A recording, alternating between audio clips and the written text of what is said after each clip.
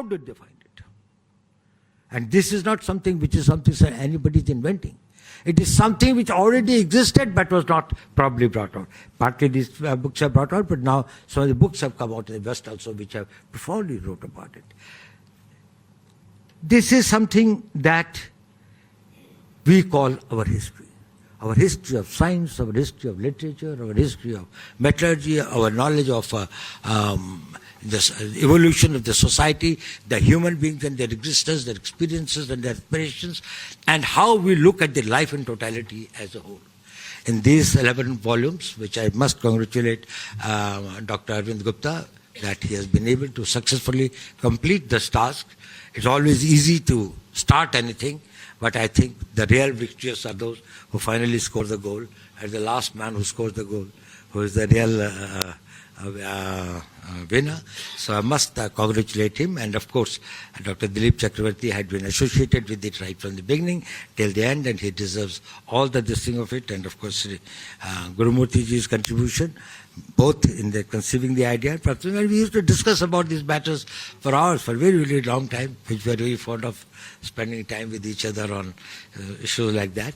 And thereafter also, now that he's taking much more and greater time, spending a little more time in the VIF, that is final volumes have come. I congratulate all of you and all the VIF and its entire staff for having done this. But this is not the end. This was a means to an end.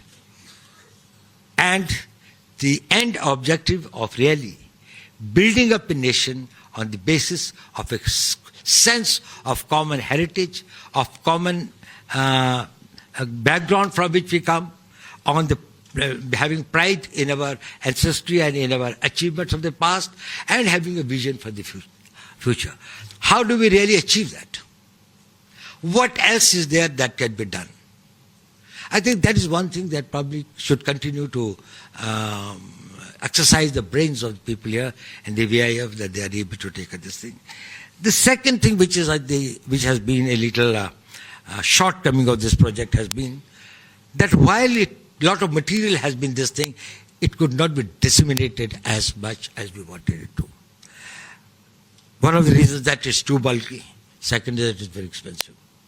After building up these 11 volumes have costed us, it cost about 25,000 for this thing like that.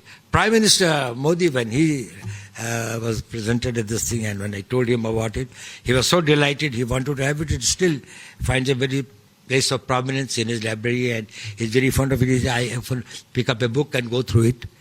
And he had an idea that, well, we should, to the all world libraries, we should donate it. I think that idea is still there. We probably will accomplish it sometime. That where the researches are being done. So maybe in all the Western universities and also in the Eastern universities where various scholars are working on various themes. Now, for example, we are going to make this thing in Lothal, a museum of shipping, and an international this thing of the shipping. Now, there they want also some of this is from the original papers of this thing on these which are available. Similarly, there is a whole plan of making the museums of what used to be the North Block and South Block, and the secretaries moved from here. And in these museums, we have some dedicated districts. Now, for example, I tell you how the small things matter. We had some districts of the Buddhist time, and these relics of the Buddhist relics, we took them to wherever we take them, whether it is Sri Lanka or to Thailand or to Cambodia and others. They are the great districts for India. And India has got a huge number of them. We have preserved them, but we have probably not been able to leverage it.